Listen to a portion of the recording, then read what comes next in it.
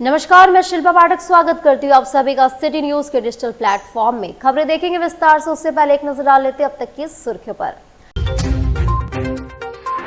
मानगो स्थित उत्क्रमित उच्च विद्यालय राष्ट्रपिता गांधी मैदान के प्रांगण में लगा कचड़ों का अंबार। सरायकला थाना अंतर्गत दुगनी स्थित जियो पेट्रोल पंप के समीप हुआ एक भीषण सड़क हादसा। ईचागढ़ में हुआ दर्दनाक सड़क हादसा, एक युवक की हुई मौत। और सऊदी अरब में उमरा जायरीन की बस दुर्घटना में 42 भारतीयों की मौत की सूचना से पूरे झारखंड में भी फैली शोक की लहर। सरायकला थाना अंतर्गत दुगनी स्थित जियो पेट्रोल पंप के समीप एक भीषण सड़क हादसा हुआ। 4 पहिया वाहन ने मोटरसाइकिल सवार युवक को जोरदार टक्कर मारी, जो बुरी तरह से युवक घायल हो गया। घायल युवक की पहचान सीनी के भेलाईडी निवासी राजीव प्रधान के रूप में हुई। प्रत्यक्षदर्शियों के अनुसार कांड्रा से सरायकला की ओर जा रहे मोटर सवार व्यक्ति को 4 पहिया वाहन ने जोरदार टक्कर मार दी। टक्कर इतनी जोरदार थी कि मोटरसाइकिल सवार व्यक्ति दूर जाकर गिरा, जिसकी स्थिति गंभीर बताई जा रही है। स्थानीय ग्रामीण और राहगीरों ने युवक को सड़क किनारे बैठाकर उसकी स्वास्थ्य की जानकारी ली। घटना के बाद 4 पहिया वाहन मौके से फरार हो गया। स्थानीय ग्रामीणों ने 108 पर कॉल कर एम्बुलेंस बुलाने की कोशिश की, लेकिन एम्बुलेंस आने में विलम्ब होने के कारण युवक को प्राथमिक उपचार के लिए सरायकला सदर अस्पताल ले जाया गया। फिलहाल स्थानीय पुलिस द्वारा फरार 4 पहिया वाहन सहित चालक की खोजबीन जारी है। कार वाला इधर से आ रहा था, बाइक वाला इधर से आ रहा, पेट्रोल पंप से इधर साइड में आ रहा था, वो पास लिया, पूरा मार दिया, पूरा घसीट तो अंदर घुस गया एकदम पूरा। कार वाला बाइक से भाग गया, उसको कोई पकड़ने नहीं सका। आगे में कौन आएगा, वो कितना स्पीड जा रहा गाड़ी वाला, आधा घंटा पहले हो गया, कोई देखा नहीं था। यहाँ पब्लिक भी नहीं था, कोई नहीं था। एम्बुलेंस को फोन किया तो एम्बुलेंस बोला कि हम आएंगे, हम दूसरा काम में है, अब बाद में आएंगे। और दूसरा कहीं पेशेंट वेशेंट लेने गया होगा या कुछ ये होगा, वो लोग बोला बाद में आएंगे। सरायकला ओपीडी में फ़ोन किया था, सरायकला एम्बुलेंस जो रहता है ना गौरंडी में, वहाँ पे। क्या नाम हुआ आपका? अब मेरा नाम सूरज दास है। ईचागढ़ में दर्दनाक सड़क हादसा जिसमें ट्रक और मोटरसाइकिल की भीषण टक्कर में एक युवक की मौके पर ही मौत हो गई। ईचागढ़ थाना क्षेत्र के मिलन चौक पर रविवार शाम एक भीषण सड़क हादसा हुआ, जिसमें एक ट्रक और मोटरसाइकिल की आमने सामने में टक्कर हुई। इस हादसे में मोटरसाइकिल सवार मोहन महतो की मौके पर ही मौत हो गई। मोहन पश्चिम बंगाल के पुरुलिया जिले के पेतोड़टाड़ गांव के रहने वाले थे और ईचागढ़ के सालुकडी गांव में मिस्त्री का काम करते थे। हादसे की सूचना मिलते ही ईचागढ़ थाना पुलिस मौके पर पहुंची, शव को कब्जे में ले लिया। पुलिस ने दुर्घटना में शामिल ट्रक को भी जब्त कर लिया है, जबकि क्षतिग्रस्त मोटरसाइकिल को भी अपने कब्जे में ले लिया। हालांकि स्थानीय ग्रामीण शव को उठाने का विरोध कर रहे हैं, जिससे सड़क पर अफरा-तफरी मच गई और दोनों ओर से वाहनों की लंबी कतार लगी। पुलिस जाम हटाने स्थिति सामान्य करने की कोशिश कर रही है, साथ ही मामले की जाँच भी शुरू कर दी। समाचार लिखे जाने तक शव को नहीं उठाया गया था। और मानगो स्थित उत्क्रमित उच्च विद्यालय राष्ट्रपिता गांधी के मैदान प्रांगण में लगा कचरों का अंबार। जी हां, दुर्गंध से शिक्षक छात्र भी परेशान है। एमएनएसी को लिखित शिकायत के बावजूद भी कार्रवाई नहीं हुई। इस व्यवस्था में कैसे पढ़ेंगे छात्र?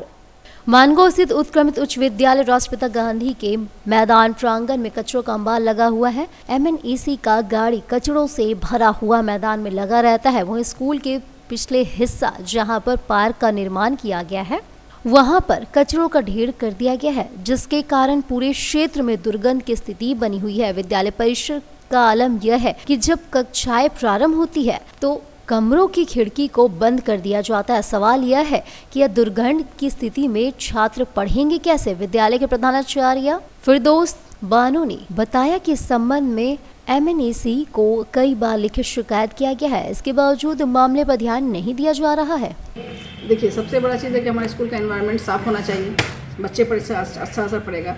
लेकिन परेशानी ये है कि यहाँ पर कचरे का अंबार लगा रहता है। हम लोग कई बार यहाँ पर नगर निगम में हम लोग कंप्लेन किए हैं। हम लोग सफाई के लिए आते हैं, बीच में सफाई भी होती है, लेकिन रेगुलर सफाई नहीं होने की वजह से यहाँ पर कचरा का अंबार ढेर लगा हुआ रहता है। और उसके अलावा जो कचरा की गाड़ी है, गाड़ी में भी कचरा पूरा भरा होता है, उसमें से स्मेल आता है, गंदगी आती है। बच्चे आते जाते, चूँकि हमारा इतना ही बड़ा एरिया है, ग्राउंड है, बच्चे टिफिन में भी खेलते हैं और उसी एरिया में वो खेलते हैं, जिससे बच्चे बीमार पड़ते हैं। बीमार पड़ने का ज़्यादा उसमें संभावना रहता है। तो हम नगर निगम से ये चाहते हैं कि हमारा स्कूल का जो एरिया है कम से कम वो साफ़ रहे, ताकि बच्चे स्वस्थ रहें, स्कूल का एनवायरनमेंट अच्छा रहे।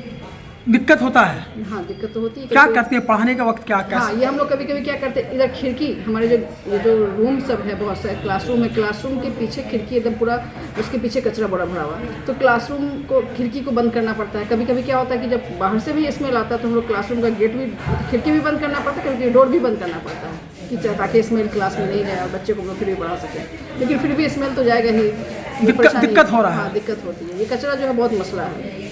कचरा का यहाँ पर सोल्यूशन, कुछ परमानेंट सोल्यूशन निकलना चाहिए। गाड़ी में भी खड़ा है कचरा गाड़ी का। भी कचरा की गाड़ी है, गाड़ी में पूरे में कचरा भरा होता है और जिसकी वजह से क्या कचरा गाड़ी निकल के गिरता भी रहता है। परेशानी हो रहा है। हाँ, क्या नाम हुआ आपका? मेरा नाम फिरदौस बानो। प्रिंसिपल भी? हाँ, यहाँ की मैं प्रिंसिपल हूँ। और इधर सरायकेला खरसावां जिले की चगड़ थाना क्षेत्र में अवैध बालू का कारोबार चरम पर है और इसी का परिणाम एक बड़ा हादसा बनकर सामने आया है। सेली रंगामाटी सड़क पर बासा हाथों के पास रविवार को एक बालू लदे हाईवा को अज्ञात ट्रक ने सामने से जोरदार टक्कर मार दी और फरार हो गया। हाईवा का अगला हिस्सा पूरी तरह क्षतिग्रस्त हो गया। गनीमत रही कि हाईवा चालक सुरक्षित है, जिससे ग्रामीण और ईचागढ़ पुलिस ने बड़ी मुश्किल से बाहर निकाला। हादसा तब हुआ जब हाईवा साहिवाल रंगामाटी से मिलन चौक की ओर जा रहा था, तभी विपरीत दिशा से आ रहे अनियंत्रित ट्रक ने इसे टक्कर मार दी। पुलिस मामले की जांच में जुटी, ट्रक की तलाश जारी है। इस घटना ने एक बार फिर ईचागढ़ क्षेत्र में चल रहे अवैध बालू कारोबार की पोल खोल दिया और जो धड़ल्ले से जारी है। आदित्यपुर थाना अंतर्गत ऑटो क्लस्टर के समीप एक अज्ञात युवक ने सुनारी निवासी जितेंद्र सेठ से धोखाधड़ी कर मोबाइल लूट लिया। फोन पे से हजारों रुपए की निकासी भी कर ली। यह घटना 9 तारीख की रात 9 बजे के आसपास की बताई जा रही है।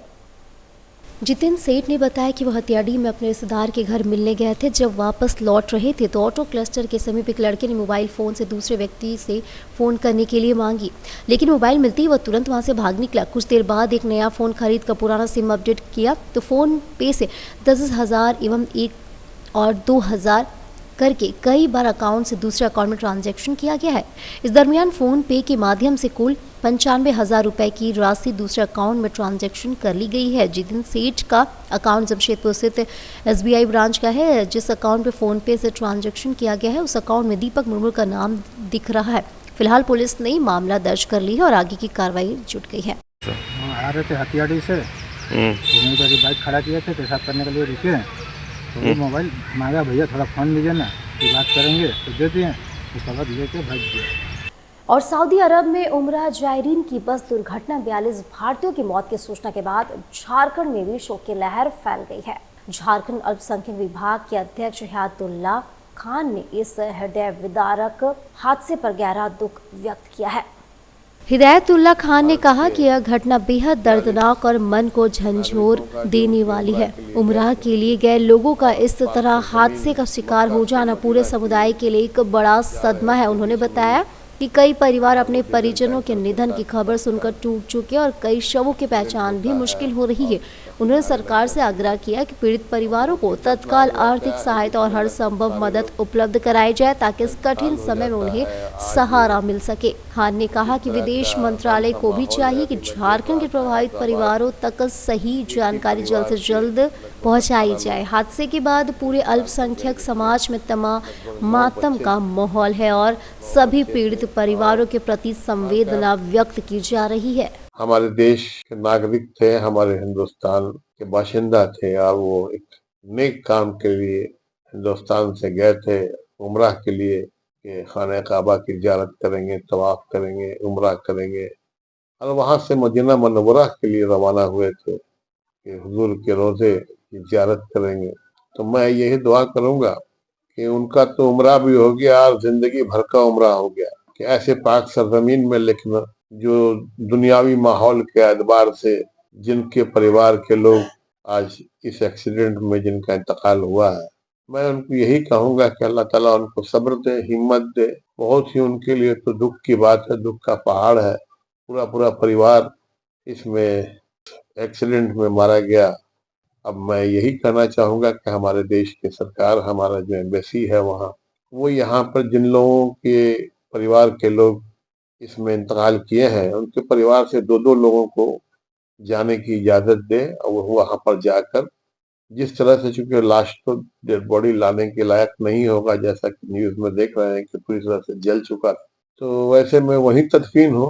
वैसे भी ये खुशनसीबी की बात होती है कि अगर मदीना मनव्वरा में तदफीन के लिए सऊदी अरब की हुकूमत अगर इजाजत दे और यहाँ के परिवार के लोग अगर इसमें राजी हों, लेकिन परिवार के लोग तो चाहेंगे कि जाएं, कम से कम जिस हाल में हो वहां पर खड़े होकर दुआ तो कर दें उनकी कब्र में। तो मैं यही अपने देश के सरकार से, भारत सरकार से, हमारे माननीय प्रधानमंत्री से यही मांग करता हूँ कि इस दुख की घड़ी में जिस परिवार के लोग जाकर सऊदी अरब में एक्सीडेंट करके मारे जाते हैं, उनके परिवार के कम से कम 2-2 लोगों को जाने की इजाजत दी जाए, ताकि वहां पर उनकी तदफीन, मट्टी, मंजिल, तमाम चीज, और वहां पर कब्र में दुआ तो करें। सुनारी में आपसी विवाद में मारपीट, एक ही परिवार के महिला समेत 4 लोग घायल हो गए। सुनारी स्थित कपाली बस्ती में आपसी विवाद में एक ही परिवार के महिला समेत 4 लोग घायल हो गए। सभी घायलों को इलाज के लिए एमजीएम अस्पताल में भर्ती कराया गया है। मेरा नाम जितेन गोप है। कहाँ रहते हैं आप लोग? सोनारी न्यू कपाली बस्ती। किससे झगड़ा हुआ? रणधीर प्रसाद और रंजीत प्रसाद, गोलू प्रसाद और क्या था उसका, और भाई लोग था, कुछ लड़का और भी था। किस लिए लड़ाई हुआ? वजह? सैलून में गए थे, मेरा कटवाने का समय था, बाल कटवा रहे थे बाल, तब तक वो बोल रहा है हम कटवाएंगे, हम बोले जो मेरा बारी है, तो उसी में झगबक हुआ गिजर, तो उसी में हाथापाई किया और घर आके चढ़ाई करके मार पीट करके लेडीज़ को ऊपर भी हाथापाई किया है और भैया को भी, लेडीज़ को भी मारा है। कितना दूरी पर लोग का घर है आपका घर से? है जस्ट बगल में है, ग्वाला बस्ती में।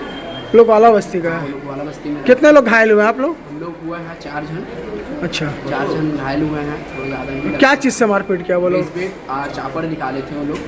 कहाँ का है वो लोग? ग्वाला बस्ती का? ग्वाला बस्ती के हैं वो लोग। तुमसे हुआ था झगड़ा सैलून में? लगभग हुआ था। ये लोग कौन है सब? वो मेरे भाई हैं और वो एक मेरी मम्मी है और मेरे दोस्त है। तो घर में आके फिर झगड़ा हुआ? घर में आया है, वो लोग चढ़ाई किया है चावल को लेके आके। क्या नाम था उसका? वो लोग का रंजीत प्रसाद और गोलू प्रसाद और अंधी प्रसाद। थाना में सूचना दिए? थाना में सुनसा नहीं दिए हैं। नहीं, थाना गए थे आप लोग? थाना गए थे। थाना गए थे आप लोग? हाँ। कौन थाना है? भेजे सोनारी थाना, वो लोग भेजे, वो लोग एनजीएम जाओ पहले इलाज कराना, इलाज करो, इसलिए आए। और राष्ट्रीय प्रेस दिवस के अवसर पर एक दिवसीय कार्यशाला का आयोजन हुआ, जिसमें कोल्हान के कई पत्रकार भी शामिल हुए। वहीं मुख्य रूप से भारतीय श्रमजीवी पत्रकार संघ और झारखंड जर्नलिस्ट वेलफेयर एसोसिएशन और झारखंड जर्नलिस्ट एसोसिएशन के तत्वाधान में यह कार्यक्रम आयोजित किया गया था, जिसमें मुख्य अतिथि के रूप में जमशेदपुर के पूर्व सिविल सर्जन डॉक्टर ए.के. लाल उपस्थित रहे। इसके अलावा कई वरिष्ठ पत्रकार भी मौजूद रहे। सभी ने विस्तार पूर्वक अपनी बातों को रखा। देखिए, 1966 के बाद जो राष्ट्रीय प्रेस दिवस का कॉन्सेप्ट चला है, प्रेस काउंसिल ऑफ इंडिया का गठन हुआ। आज जो पत्रकारों की स्थिति है उसे निरीह के रूप में देखा जाता है, लेकिन पत्रकारों को सबल मिले, उसे बल मिले, सबलता मिले, इसी प्रयास के तहत आज झारखंड जर्नलिस्ट वेलफेयर एसोसिएशन और झारखंड जर्नलिस्ट एसोसिएशन और इसके साथ साथ जो हमारा केंद्रीय स्तर का भारतीय श्रमजीवी पत्रकार संघ है, उसने संयुक्त रूप से तत्वाधान में यहाँ सरायकेला की धरती पर यह आयोजन हम लोगों ने किया है और ये संकल्प लिया है कि डिजिटल क्रांति से कैसे निपटना है और कैसे पत्रकारिता की धार को मजबूत करना है। चाहेंगे आज सरायकेला ज़िला के हाता में, ये हेसल में, राष्ट्रीय प्रेस दिवस के अवसर पर एक विचार गोष्ठी डिजिटल मीडिया की चुनौतियां इस पर हुई और साथ ही हम लोगों ने चर्चा की झारखंड के पत्रकारों के लिए जो सरकार से जो क्या क्या सुविधाएं दी जा रही हैं उस पर विचार विमर्श हुआ। सरकार ने जो घोषणा कर रखी है, पिछले सेशन में मुख्यमंत्री ने जो घोषणा की थी, स्वास्थ्य बीमा योजना, पेंशन योजना, इन सब पर चर्चा हुई कि हमें क्या रणनीति अपनानी चाहिए। हम लोग सामूहिक रूप से कई संगठन आपस में बैठकर एक साथ विचार विमर्श कर रहे हैं कि हमारी रणनीति क्या होनी चाहिए, क्योंकि झारखंड में पत्रकारों को सरकार से कोई भी किसी प्रकार की सुविधा नहीं मिल रही है। अवैध बालू के परिवहन करने के मामले में कोवाली पुलिस की बड़ी कार्रवाई, 3 हाईवा बालू जब्त किया गया। उड़ीसा से रात के अंधेरे का फायदा उठाकर बड़े पैमाने पर अवैध बालू परिवहन किए जाने की सूचना पर कोवाली पुलिस ने बड़ी कार्रवाई की। शनिवार देर रात कोवाली थाना प्रभारी धनंजय कुमार पासवान दलबल के साथ गश्ती पर थे। इसी दौरान 3 हाईवा को रोककर जांच की गई। तीनों हाईवा में 15 सेफ्टी अवैध बालू लदा था। इस मामले को लेकर तीनों हाईवा को कोवाली पुलिस द्वारा जब्त करते हुए आगे की कार्रवाई की जा रही है। बजरंग दल ने नशा मुक्ति के लिए किया रन फॉर हेल्थ और कबड्डी प्रतियोगिता का आयोजन हुआ। जमशेदपुर महानगर बजरंग दल के संस्कार सप्ताह के तहत आज जबले पार्क में नशा मुक्ति अभियान को लेकर रन फॉर हेल्थ कार्यक्रम, कबड्डी प्रतियोगिता, दंड प्रहार और योगा सत्र का आयोजन किया गया। कार्यक्रम की शुरुआत जमशेद जी टाटा की मूर्ति के पास से हुई, जहां सभी कार्यकर्ताओं ने नशा न करने का संकल्प शपथ लिया। इसके बाद रन फॉर हेल्थ के तहत दौड़ लगाई गई, जिसमें कार्यकर्ताओं ने लोगों से नशा छोड़ने का आह्वान किया। बजरंग दल के संयोजक चंदन प्रदाश ने कहा कि हिंदू युवा नशा छोड़ो, देश की दिशा मोड़ो। आज का यह कार्यक्रम युवाओं को नशे से दूर रहने और स्वस्थ जीवन अपनाने की प्रेरणा देगा। कार्यक्रम में सैकड़ों युवाओं ने हिस्सा लिया और नशा मुक्त भारत के संकल्प को दोहराया। कबड्डी प्रतियोगिता किया गया, अपना दंड प्रहार किया गया, नृत्य किया गया और संस्कार सप्ताह के माध्यम से हमारा रन फॉर हेल्थ का कार्यक्रम आज हुआ, जो नशा मुक्ति का अभियान हम लोग मुहिम पूरा जमशेदपुर में चला रहे हैं, जो कि नशा का बाजार को अब बंद कराना है। ये कार्यक्रम हमारा पूरा सप्ताह भर चला। आज महानगर स्तर में विश्व हिंदू परिषद बजरंग दल का ये कार्यक्रम समापन का तौर पे हमारा टाटा नगर जमशेदपुर महानगर के माध्यम से जुगली पार्क में इसका समापन विष्णुपुर नगर का प्रखंड में किया गया। और अब वक्त छोटे से ब्रेक का। ब्रेक के बाद फिर मिलेंगे अन्य खबरों को लेकर। दांतों में झंझनाहट? सेंसोडाइन से पाएं झंझनाहट से सुरक्षा और स्वस्थ दांत। सेंसोडाइन का छोटा पैक सिर्फ 20 रुपए में।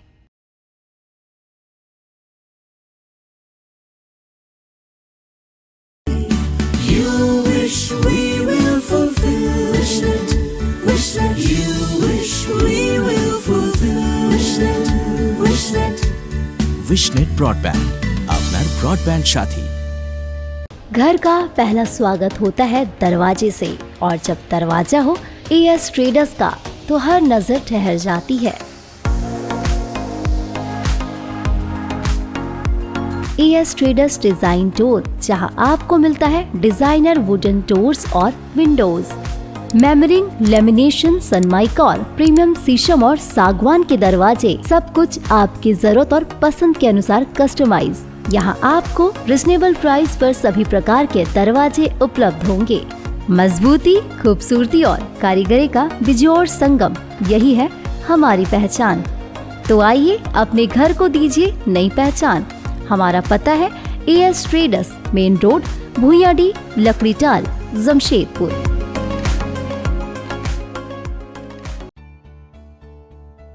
बेहुनर आदमी जिंदगी भर नौकरी की तलाश में भटकता है और हुनरमंद इंसान को नौकरी तलाश करती है।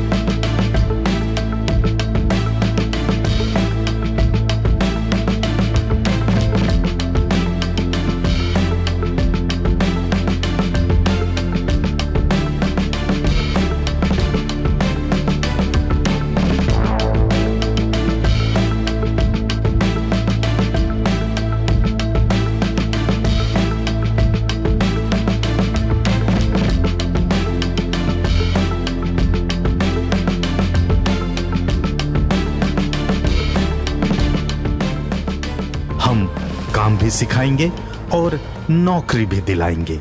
अधिक जानकारी के लिए संपर्क करें अंतर्राष्ट्रीय मान्यता प्राप्त Rabia technical institute and placements council, approved by government of India, और देखें हमारा वेबसाइट www.rabiainstitute.in।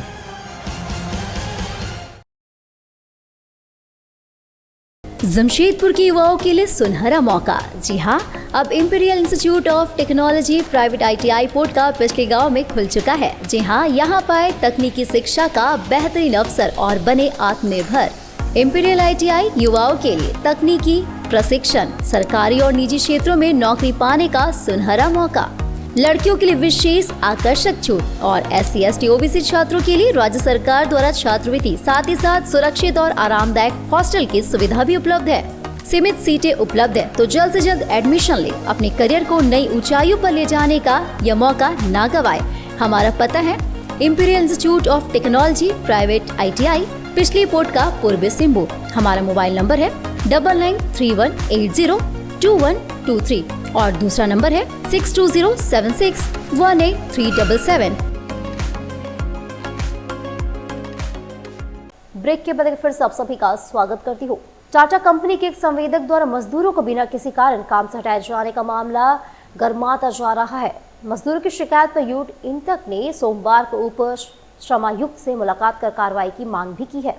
मजदूरों का कहना है कि उन्होंने इस संबंध में मार्च महीने में ही उप श्रमायुक्त कार्यालय में लिखित शिकायत दर्ज कराई थी, लेकिन अब तक किसी प्रकार की कार्रवाई नहीं हुई। लंबे समय तक न्याय नहीं मिलने पर मजदूरों ने मामला यूथ इंटक के प्रदेश अध्यक्ष सत्यम सिंह के समक्ष रखा। प्रदेश अध्यक्ष सत्यम सिंह ने कहा कि मजदूरों को बिना किसी वैध वजह के हटाया जाना पूर्णतः गैर कानूनी है। उन्होंने कहा कि यूथ इंटक मजदूरों के अधिकारों के लिए हर स्तर पर संघर्ष करेगी और आवश्यकता पड़ने पर आंदोलन भी किया जाएगा।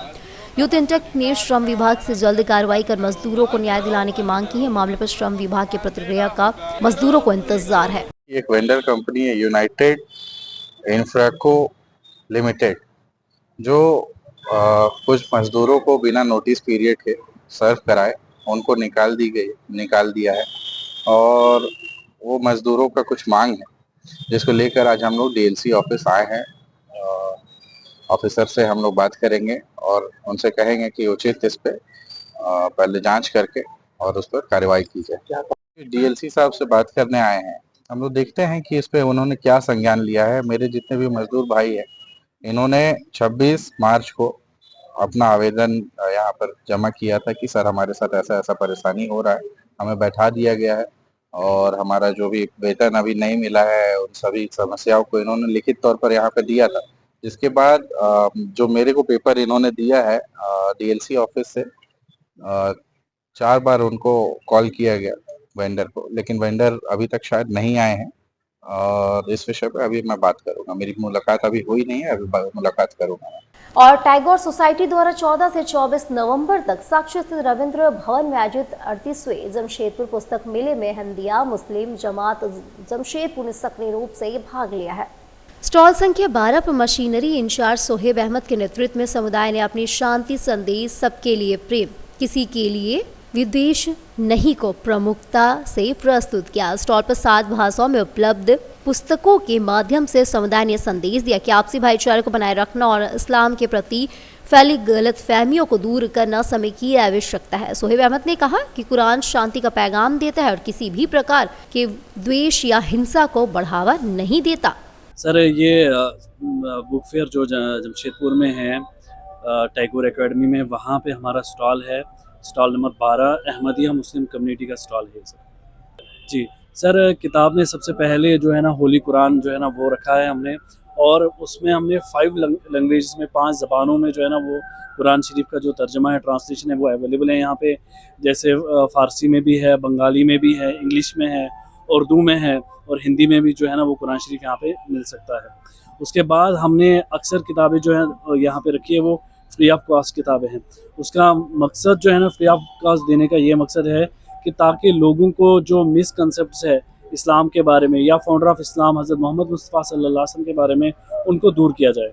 जैसे कि ये किताब है जो द लाइफ ऑफ मोहम्मद सल्लल्लाहु अलैहि वसल्लम, ये किताब भी हम फ्री ऑफ कॉस्ट दे रहे हैं। इसका वजह यही है ताकि लोग पढ़ें इस किताब को और उनको पता लगे कि प्रॉफेट मोहम्मद सल्लल्लाहु अलैहि वसल्लम की टीचिंग्स क्या थी, हर तरह की जो तालीमात है प्रॉफेट मोहम्मद सल्लल्लाहु अलैहि वसल्लम की, वो किस किस तरह पे क्या क्या तालीम थी, वो लोगों को पता चले। सबसे ज़्यादा लोग जो है ना वो ये लाइफ ऑफ मोहम्मद सल्लल्लाहु अलैहि वसल्लम की जो किताब है इसको बहुत ज़्यादा पसंद कर रहे हैं। और एक और किताब जो है ना वो ये किताब है world Christ pathways to peace, ये किताब भी हम जो फ्री ऑफ कॉस्ट दे रहे हैं, इसको भी लोग बहुत पसंद करते हैं। और एक और छोटी सी किताब है जो नमाज के बारे में, इस्लामी नमाज जो है ना वो क्या है, किस तरह से हम नमाज पढ़ सकते हैं, क्या क्या दुआएं हैं, वो ये किताब भी काफ़ी ज़्यादा लोग पसंद करते हैं।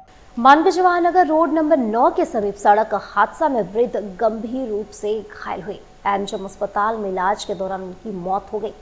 मानगढ़ थाना क्षेत्र के जवाहरनगर रोड नंबर 9 के पास पार कर रहे वृद्ध व्यक्ति घटना का शिकार बन गया। घटना सोमवार दोपहर की है, जहां स्थानीय लोगों के सहयोग से वृद्ध को एमजेएम अस्पताल पहुंचा गया। डॉक्टरों ने जांच के बाद उसे मृत घोषित कर दिया। वृद्ध का नाम दिन मोहम्मद है।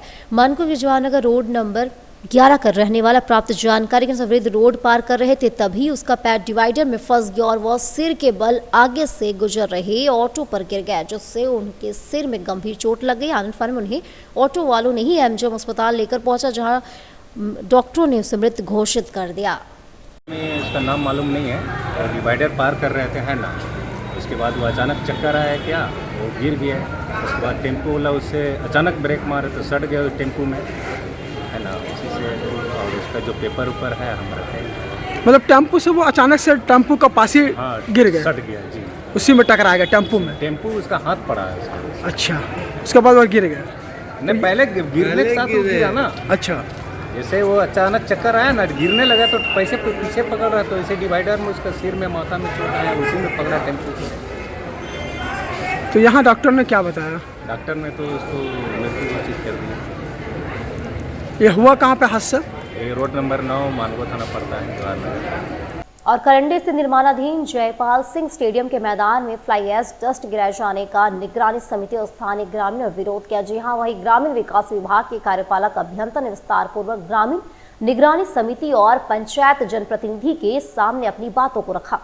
करंडी से निर्माणाधीन जयपाल सिंह स्टेडियम के मैदान में फ्लाई ऐश डस्ट गिराए जाने का निगरानी समिति और स्थानीय ग्रामीणों ने विरोध किया। निगरानी समिति के मुख्य संयोजक बहादुर किस्कू, प्रमुख पानी सोरेन, मुखिया संघ के जिलाध्यक्ष कान्हू मुर्मू ने बताया कि स्टेडियम के बाउंड्री वॉल के बाहर भी फ्लाई ऐश डाला जा रहा है, जिससे बारिश के दौरान यह बहकर गाँव, घरों, नाले और खेतों में फैल सकता है। इससे प्रदूषण बढ़ने के साथ ही पालतू पशुओं, गाय, भैंस, बकरी, बैल आदि के स्वास्थ्य के लिए खतरनाक होगा।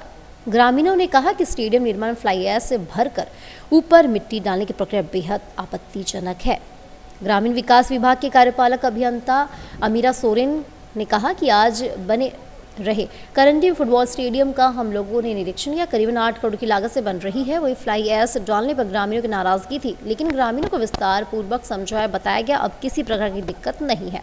स्टेडियम का निर्माण कर रहे पप्पू खान ने कहा कि प्राक्कलन के अनुसार काम हो रही है। प्राक्कलन में फ्लाई ऐश गिराने का प्रोविजन है। जो डस्ट जो गिराया गया है, काफ़ी सारा गिराया गया और अंदर तो गिराया है। चलिए, जैसा आर्किटेक्ट बोल रहा है कि इसमें थोड़ा सा डस्ट का भी आवश्यकता है, लेकिन हम लोगों ने बाहर देखा, कैंपस का बाहर, ये किसके देख रेख में बाहर में जो डस्ट गिर रहा है। ये बाहर में डस्ट गिरने से जो भी निचला जगह पर जो भी लोग हमारे रहते हैं, और खासकर घनी आबादी है। हवा, अभी धूप का सीजन आएगा, हवा से चारों तरफ डस्ट जाएगा। पानी का सीजन आएगा, पानी का सीजन से नीचे बहेगा, और तरह तरह का निचले स्तर के जो लोग हैं, जो बसे हैं, वो लोग को तरह तरह का बीमारी से ग्रसित हो सकता है। इसीलिए हम लोग चाह रहे हैं, और हम लोग देखते हैं कहीं भी डस्ट गिरता है तो वह कैंपस बनता है, कैंपस के अंदर में ही डस्ट गिराया जाता है। लेकिन जो स्टेडियम को बाहर जो गिरा रहा है, उसमें तो उसको रोकने के लिए कोई साधन ही नहीं है, माने कोई कैंपस ही नहीं बना है। आप लोग क्या चाहते हैं? हम लोग चाहते हैं कि जो बाहर में जो डस्ट गिर रहा है, जो यहाँ हम लोग का स्थानीय लोग और जो निगरानी समिति और जो जनप्रतिनिधि है, जो भी संवेदक है या जो भी इंजीनियर है, इस काम का जो देख रेख करता है, उसके देख रेख में कम से कम हमारा समिति से, हमारा जनप्रतिनिधि से 15 दिन में एक बैठक उनका होना चाहिए, ताकि हम लोग को पता चले कि काम कैसा हो रहा है और क्या क्या दिक्कत आ रहा है, तो हम लोग उसको बता सकें। क्या कहना चाहेंगे? कुछ लोग विरोध भी कर रहे थे, क्या कहना चाहेंगे? सर, यहाँ जो भी काम हो रहा है प्राक्कलन के अनुसार काम हो रहा है। प्राक्कलन में फ्लाई ऐश गिराने का प्रोविज़न है, उसके अनुसार काम चल रहा है। ग्रामीणों में कुछ आपस में नाइतफाकी है, वो हमारे साहब आए हुए हैं, एग्जीक्यूटिव इंजीनियर, खेल पदाधिकारी, वो ग्रामीणों से बात करके मैटर सॉर्ट आउट कर लेंगे। कितना करोड़ की लागत से बन रही है? 8 करोड़ रुपये की लागत से लगभग बन रहा है। क्या बनेगा ये फुटबॉल मैदान बनेगा। जमशेदपुर टेम्पलेट आंध्र समिति द्वारा आज आंध्र पंचांग अनुसार कार्तिक के चौथे सोमवार को प्रतिवर्ष की भांति इस वर्ष भी आंध्र समिति स्कूल टेम्पलेट में भगवान शंकर, मां पार्वती की पूजा की गई। तत्पश्चात दरिद्र नारायण भोज का आयोजन किया गया, जिसमें 100 से ज्यादा दरिद्र लोगों ने भोजन किया। आज के दरिद्र नारायण भोजन की शुरुआत समाजसेवी शिव शंकर सिंह ने किया। साथ ही साथ इस कार्यक्रम के मुख्य अतिथि के तौर पर विधायक सरयू राय जी उपस्थित थे। साथ ही समाजसेवी शिव शंकर सिंह भी उपस्थित थे। इस कार्यक्रम में समाजसेवी शिव शंकर सिंह जी का प्रतिवर्ष सहयोग रहता है, वह भी इस कार्यक्रम बढ़ चढ़कर हिस्सा लेते। आंध्र समिति के अध्यक्ष शिवाराजू ने बताया कि यह कार्यक्रम आयोजन पिछले कई वर्षों से लगातार होती आ रहा है, जिसमें प्रतिवर्ष की भांति इस वर्ष भी 100 से अधिक दरिद्र को भोजन कराया जाता है। आज के इस कार्यक्रम में आंध्र समिति के सभी वरिष्ठ सदस्यों ने भाग लिया। सभी आंध्र समिति के सदस्यों के साथ उनके परिजन भी शामिल हुए। आज के इस कार्यक्रम में अध्यक्ष शिवाजी राजू, पूर्व विद्यालय सचिव एस वेंकट राव, आज के इस कार्यक्रम में बाला राजू, शंकर राजू, VSN राजू, रामा राव, बाबू राव आदि गणमान्य सदस्य उपस्थित थे। मेरा नाम शिवा राजू है और टिम्पलेट आंध्रा स्कूल का हम लोग बहुत पुराने सदस्य हैं और ये वर्षों से चला आ रहा है। कार्तिक महीना में पहला नदी क्या होता था, हर प्रोग्राम भजन होता था, कंपटीशन होता था। किसी कारण वो जगह होने के बाद से वहाँ पर जाना बंद कर दिया, तो उसको हम लोग क्या किए, उसी रूप में यहाँ मना रहे हैं। हर साल सेवा करते हैं लोग, नारायण लोग का, बाकी सब तो है ही, भैया हर साल आते हैं सेवा करने के लिए, बाकी जितने हैं लोग यहाँ पे। क्या कारण है कि सामान्य तौर पे जो कार्तिक है, कार्तिक पूर्णिमा जो आमतौर पूर्णिमा जो हम लोग का जैसे सावन होता है, कार्तिक हम लोग बहुत महान है, इन्हीं का पूजा सावन का जैसा कार्तिक महीना भी होता है, जिसमें हम लोग पूरा एकदम मतलब वेज है ना, उन्हीं का लास्ट सोमवार है। जैसा सावन का 4 सोमवार 5 होता है, तो कार्तिक में 4, 5, तो उसी तरह का लास्ट सोमवार को हम लोग यहाँ पर आयोजन करते हैं भोग का। सामान्य कार्तिक पूर्णिमा जो आम लोगों में होता है, जो से परे कब से शुरुआत होता है, कब अंत होता है? ये हो जाएगा आपको 22 से अमावस्या चालू, फिर अमावस्या में बंद होता है। ये फ्राइडे को फिर जो है हम लोग अमावस्या खत्म हो जैसा खत्म हो जाता है।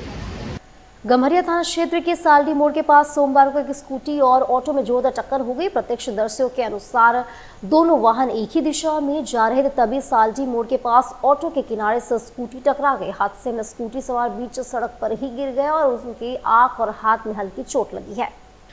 टक्कर इतनी जोरदार थी कि स्कूटी का आगे का हिस्सा पूरी तरह क्षतिग्रस्त हो गया। घटना के बाद ऑटो चालक और स्कूटी सवार आपस में बहस करने लगे और स्कूटी सड़क के बीचों बीच पड़ी रही, जिससे कुछ देर के लिए जाम की स्थिति भी उत्पन्न हो गई। मौके पर राहगीरों की भीड़ जमा हो गई और उन्होंने दोनों पक्षों को समझाया। बाद में दोनों गम्हरिया के एक निजी अस्पताल में इलाज कराने चले गए, लेकिन स्कूटी को सड़क पर ही छोड़ गए। सूचना मिलते ही गम्हरिया थाना के सब इंस्पेक्टर घटनास्थल पर पहुंचे और स्कूटी को सड़क से हटवाकर यातायात को सुचाव किया। और बिष्टुपुर से सेंट जॉर्ज चर्च प्रांगण में 26 लोगों को कराया गया विधिवत हस्तांतरण। बिष्टुपुर से सेंट जॉर्ज चर्च प्रांगण में विधिवत रूप से 26 लोगों का हस्तांतरण कराया गया। इस संबंध में जानकारी देते हुए चर्च के कार्यकारी अध्यक्ष फादर अरुण बिरवा ने बताया। मैं पादरी अरुण बारवा, सेंट जॉर्ज चर्च का प्रेसिडेंट इंचार्ज हूँ और मैं आपके माध्यम से लोगों को ये बात से अवगत करना चाहता हूँ कि आज सेंट जॉर्ज चर्च में हमारी इस पास पेरिस में 26 जनों का दृढ़ीकरण हो रहा है। हस्तार्पण विधि होगा और इस विधि को संपन्न करने के लिए छोटनागपुर डायसिस के बिशप महामान्य बासिल बालिया बास के और डायसिस के अधिकारीगण आए हुए हैं और आज उनके कमलों से ही आज 26 जो प्रतिभागी हैं उनका विधिवत तरीके से आराधना के साथ स्तुति के साथ में हस्तार्पण विधि किया जाएगा। और अब चलते चलते एक नजर डाल लेते अब तक की सुर्खियों पर। मानगो स्थित उत्क्रमित उच्च विद्यालय राष्ट्रपिता गांधी मैदान के प्रांगण में लगा कचड़ों का अंबार। सरायकला थाना अंतर्गत दुगनी स्थित जियो पेट्रोल पंप के समीप हुआ एक भीषण सड़क हादसा। ईचागढ़ में हुआ दर्दनाक सड़क हादसा, एक युवक की हुई मौत। और सऊदी अरब में उमरा जायरीन की बस दुर्घटना में 42 भारतीयों की मौत की सूचना से पूरे झारखंड में भी फैली शोक की लहर। तो आज के बुलेटिन में बस इतना ही। कल फिर मिलेंगे और खबरों के साथ। नमस्कार।